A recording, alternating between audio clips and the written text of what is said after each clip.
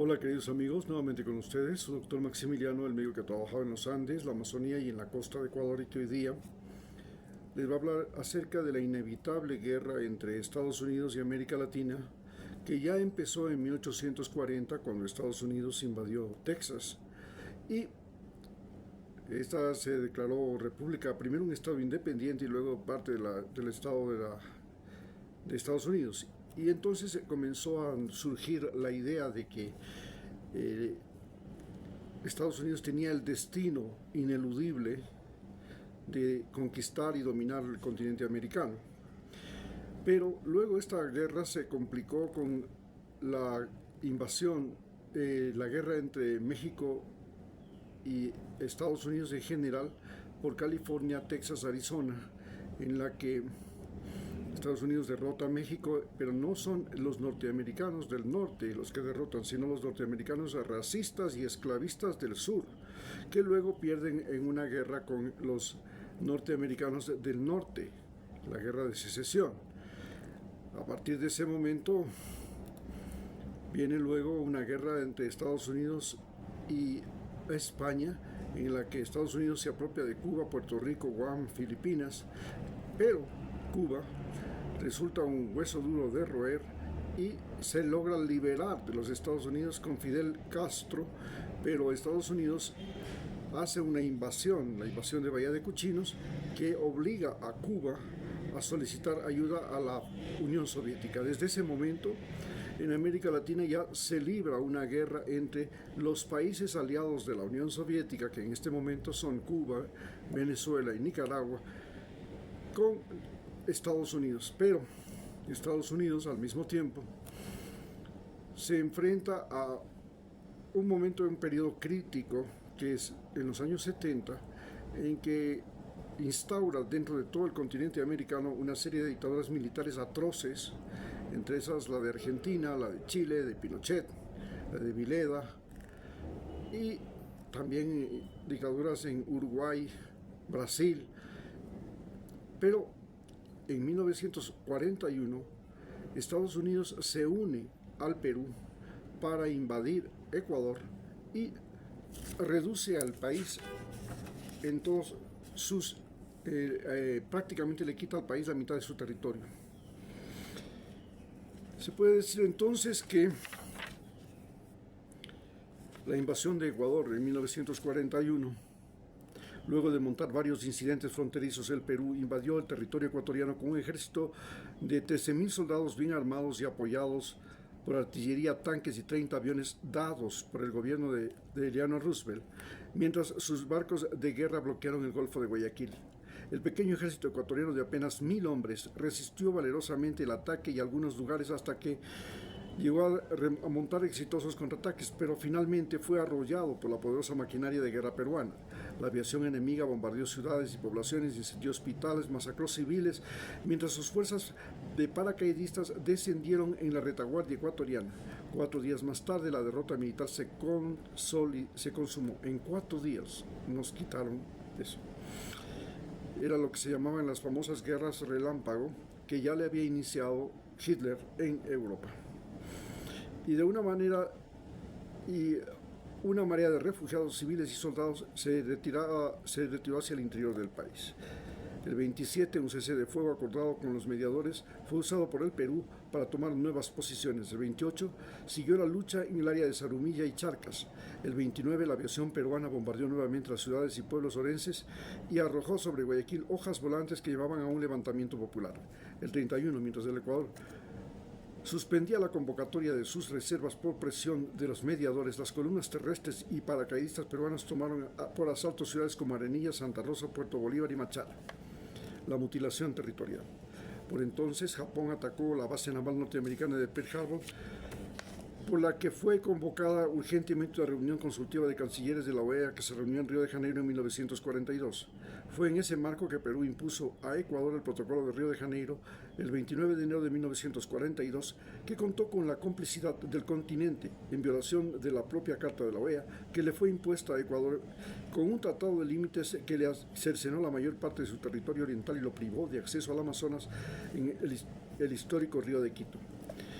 Ese tratado fue sobre todo consecuencia final de un desacuerdo oportunista e irresponsable de la política internacional por parte de los gobiernos oligárquicos.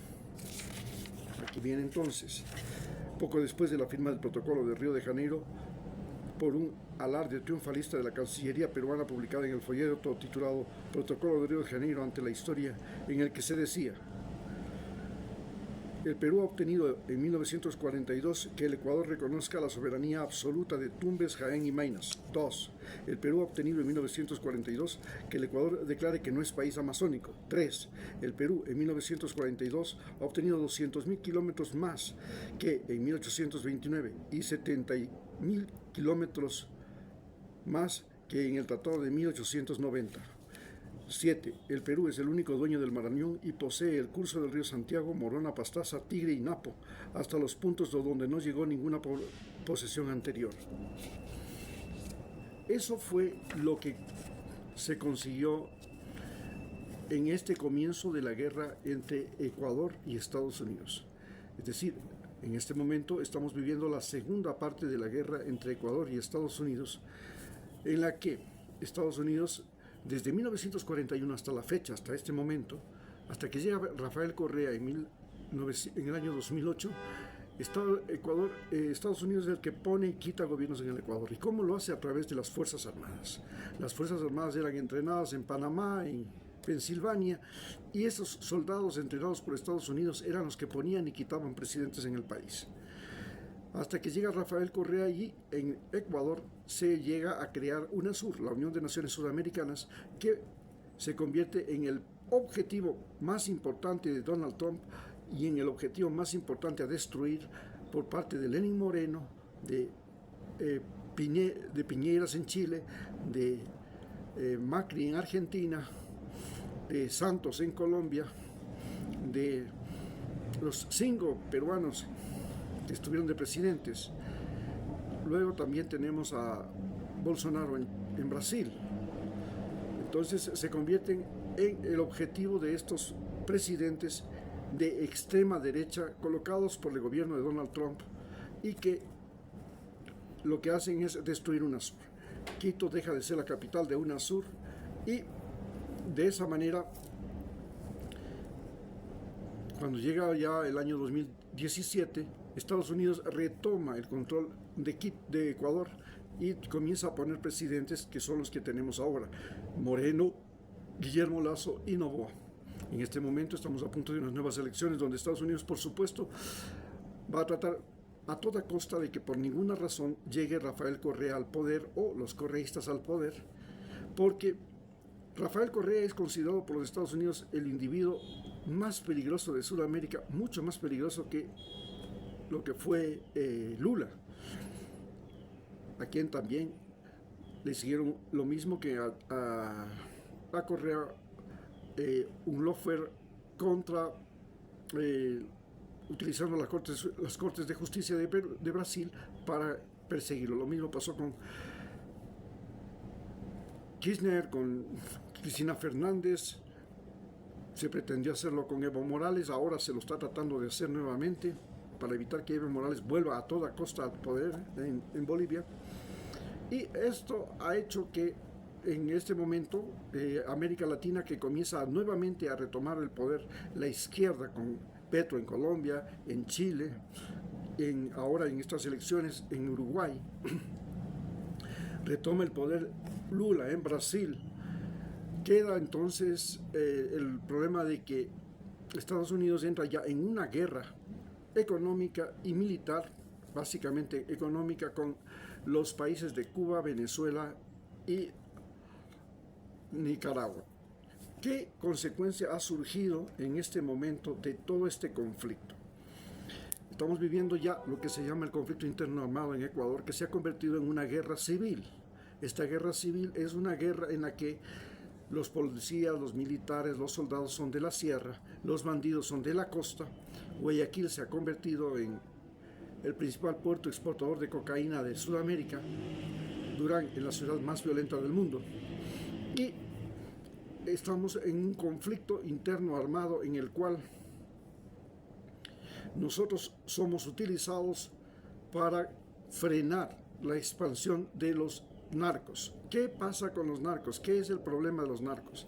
El problema está en que esta crisis económica después de la pandemia produce unas olas migratorias. Estas olas migratorias vienen principalmente de los países que han sido atacados por Estados Unidos como Cuba, Venezuela, y Centroamérica en general, inclusive de México, del mismo México, que ha vivido una etapa de pobreza y un empobrecimiento brusco. Y esto ha generado que haya olas migratorias. Estas olas migratorias ahora también salen desde Ecuador. ¿Y qué es lo que pasa cuando salen desde Ecuador? Es el primer país de Sudamérica que no está en conflicto con Estados Unidos, que comienza a generar olas migratorias. Pero el número de migrantes ecuatorianos que van a los Estados Unidos, junto con el número de venezolanos que van a los Estados Unidos, son la mayor ola migratoria, el mayor grupo de migrantes de Sudamérica que tratan de invadir Estados Unidos. Nos hemos convertido en invasores de Estados Unidos. Estados Unidos antes nos invadió, nos quitó las Galápagos en 1941, hasta 1946, la retomó en el gobierno de Lenín Moreno en el año 2017. El gobierno de Guillermo Lasso ya no solamente que les entrega las Galápagos, sino que les entrega además 200.000 kilómetros del mar territorial. Y actualmente el presidente que estamos teniendo, el presidente Daniel Noboa, pretende quitarle de la Constitución la ley que dice que se prohíbe bases extranjeras en el Ecuador. Y estamos entonces nosotros nuevamente con presidentes puestos por Estados Unidos vendiendo y rematando el país. Esto nos ha convertido a nosotros los ecuatorianos en invasores de Estados Unidos, porque en Ecuador se vive una crisis que jamás se ha vivido. Primero fue la pandemia, luego vino una crisis económica, luego tenemos una crisis social, que es la que estamos viviendo, y actualmente tenemos una crisis ecológica por el problema del cambio climático, y tenemos entonces una sequía que ha destrozado nuestras centrales hidroeléctricas y las ha paralizado prácticamente, y nosotros nos hemos convertido en un país en verdadera crisis existencial. Estamos a punto de que nosotros como país tengamos que desaparecer como república unitaria y tengamos que convertirnos en república federal, porque evidentemente Guayaquil y Durán, junto con la costa ecuatoriana, se han convertido en un estado independiente, en un estado conflictivo, en un estado que no quiere y además que se ha tomado el poder. Y este estado que se ha tomado el poder con Guillermo Lasso y Daniel Noboa pretende nuevamente tomarse el poder en estas próximas elecciones con 13 candidatos de Guayaquil, sabiendo que Guayaquil se ha convertido en cuna de delincuentes de cuello blanco y de cuello gris, de cuello sucio. Los de cuello blanco ya hemos visto, son Daniel Noboa, Guillermo Lasso, y los candidatos que en su mayoría son de San Borondón, y los de cuello sucio, que son los delincuentes que se han tomado el país y que aterrorizan al resto del Ecuador. Entonces, evidentemente, el sistema, la mentalidad, el territorio que han llegado a ocupar esta gente violenta de la costa ecuatoriana nos obliga a pensar seriamente en crear un estado aparte, que es el estado de la costa ecuatoriana, en la que ellos ponen el gobierno y ellos verán cómo se resuelven sus problemas. Nosotros en la parte de la sierra tenemos el otro problema de que somos conservadores, católicos, etcétera, etcétera, pero además somos la carne de cañón que va a matar a los costeños. Somos los soldados, los militares, los policías que van a matar a los costeños. Y en tercer lugar tenemos la Amazonía, que ahora es objetivo de todas las naciones del mundo, porque la Amazonía ecuatoriana, que es la más biodiversa del planeta por kilómetro cuadrado, porque tiene mayor humedad, etcétera, etcétera, que es la zona menos densamente poblada del continente, es, por supuesto, un objetivo de transnacionales, de fundaciones, etcétera, etcétera, que ya desde 1974 estuvo en manos de las transnacionales petroleras y ahora pues está tratando de pasar a ser de la minería ilegal y por supuesto de las transnacionales que tienen que ver con la protección ambiental. Finalmente, el nuevo estadio, el otro cuarto estado, tenemos que tendría que ser Galápagos ineludiblemente, porque en este momento Galápagos ya es la provincia más grande del país, a pesar de que solo tiene 47.000 kilómetros de islas, pero tiene 200.000 kilómetros de mar periférico que está ya en posesión de los Estados Unidos y que desgraciadamente y ventajosamente, o bueno o malo, ¿qué es lo bueno de ser una colonia norteamericana como somos?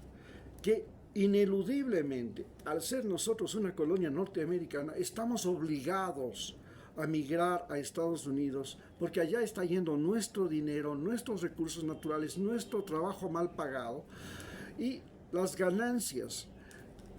Y estas ganancias van de Ecuador a Estados Unidos y lo hacen a través de empresas transnacionales, de empresas de exportadoras de camarón, de exportadoras de banano, que cogen ese dinero y lo colocan en Estados Unidos. Ahí es donde guardan y esconden el dinero. No lo reinvierten en Ecuador. La empresa Novoa no hace inversiones en Ecuador. Ellos tienen su capital y su seguridad allá en Estados Unidos. Lo mismo lo hizo el banco de Guillermo Lasso, que se convirtió en el mayor banco lavador de dinero de la historia del Ecuador.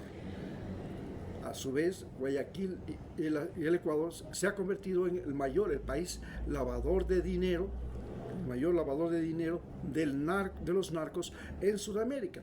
Estamos entre Colombia y Perú, ellos producen mucha cocaína y ese dinero que produce la cocaína simplemente entra por maletines a Ecuador y aquí en Ecuador es el que mueve la economía. Es el país que le da la vida a los pescadores porque les da préstamos gota a gota, que mueve la infraestructura, que mueve las construcciones, que mueve el transporte. Entonces este dinero de los narcos es en realidad el que está circulando junto con el dinero que llega de las remesas, porque el dinero del petróleo es un dinero que se lo devoran los gobiernos junto con la burocracia.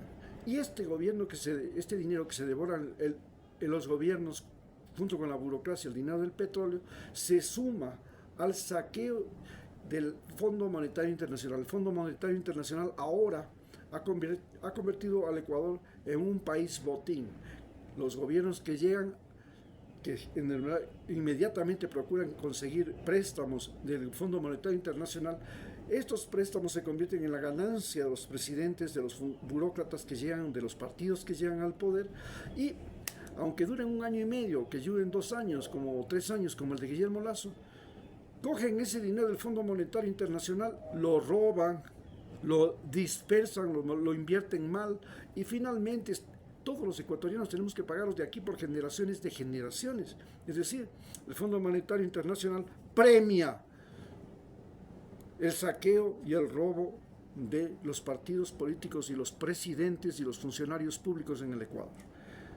Se ha convertido en botín los préstamos del Fondo Monetario Internacional. Así es como finalmente nosotros los ecuatorianos estamos obligados a juntarnos con los venezolanos, con los colombianos, con los mexicanos, con los cubanos, con los haitianos, para invadir Estados Unidos. Y por supuesto, Estados Unidos se da cuenta que desde este momento en que están ya las elecciones y que ya se hace un himno nacional, se hace como en el tiempo de Hitler, el odio a los judíos, hoy en el tiempo de Trump y en estas elecciones lo que se ha predicado es el odio a los latinoamericanos, a tal punto que el día de ayer, en un discurso en los Estados Unidos, en la campaña de Trump, un humorista fue a decir que los puertorriqueños era la zona, el basurero de Estados Unidos, porque en Puerto Rico están los latinoamericanos. Es el Estado latinoamericano de los latinoamericanos y por tanto es el basurero de Estados Unidos. Y consideran que la zona de donde están invadiendo, que es la frontera sur, que antes fue una zona donde los puritanos, los racistas, los esclavistas, que estaban en la guerra de secesión del lado sur, enemigos de Lincoln, se tomaron ese territorio. Y ahora esos se ven enfrentados a los mestizos cristianos católicos, porque ellos son israelito-puritanos, es decir, calvinistas y protestantes luteranos, más los propios de las religiones racistas norteamericanas que pregonan la superioridad racial aria y que están ahí amontonados en el centro sur de los Estados Unidos para defender a como dé lugar contra la invasión de estos oscuros mestizos latinoamericanos. Y no solamente que es un enfrentamiento contra los arios norteamericanos, es un enfrentamiento también contra los negros norteamericanos, porque los negros norteamericanos, después de ganar y tener derechos con todas las protestas de los años 60, los famosos derechos civiles, se convirtieron en enemigos, odiadores de los latinos, y hasta el punto que en estados como California se vive una guerra campal entre latinos y negros. Los dos son pobres, pero se odian. Y lo mismo está pasando en Nueva York. Los barrios latinos, como el Bronx, se tienen que pegar contra los barrios negros. Y esto ya se vive en Estados Unidos. Entonces es una guerra que específicamente se va produciendo, en la que estamos involucrados, y es una guerra entre América Latina y Estados Unidos, que con Donald Trump a la cabeza, y posiblemente con Kamala Harris también, se viene encima. Esta guerra, que es también parte de los conflictos que tiene Estados Unidos en Europa, en la que Estados Unidos respalda a Ucrania, y la guerra de Ucrania se produce porque la OTAN invade el lado este, de acuerdo, tenía un acuerdo con la Unión Soviética y luego con la Federación de Rusia, de que la OTAN no se extendería hacia el este, pero se extendieron, se metieron en Ucrania, y por esa razón Rusia invade Ucrania, y esa es la razón de la guerra de Ucrania, que es un error de Putin, porque si tú te metes a pelear con el que más se te parece a ti, como son los ucranianos y rusos son la misma cosa, lo más probable es que tengas todas las de perder. Él te conoce demasiado bien, y si está armado por Estados Unidos y por toda la OTAN, por todos los países de Europa, vas a tener un hueso difícil de roer. Lo correcto no era atacar a Ucrania, lo correcto era simplemente procurar crear una barrera impenetrable de Ucrania en adelante. Entonces, lo más importante en este momento es entender que estamos viviendo ya la guerra civil, la guerra entre Estados Unidos y América Latina, que se llama guerra migratoria y guerra al narcotráfico. ¿Por qué es una guerra? ¿Por qué los narcotraficantes son la punta fundamental de esta guerra? Porque los narcotraficantes son los que han logrado perforar las fronteras norteamericanas. El Chapo Guzmán lo hizo por túneles, otros los han hecho por aviones, el Señor de los Cielos, por ejemplo, otros lo han hecho por las lanchas rápidas y mini submarinos, como lo hacen los narcos ecuatorianos y colombianos. Y entonces Estados Unidos ahora es un país con fronteras penetrables, y esas fronteras penetrables, esta permeabilidad de las fronteras, se la tenemos que agradecer a los narcos. Muchas gracias.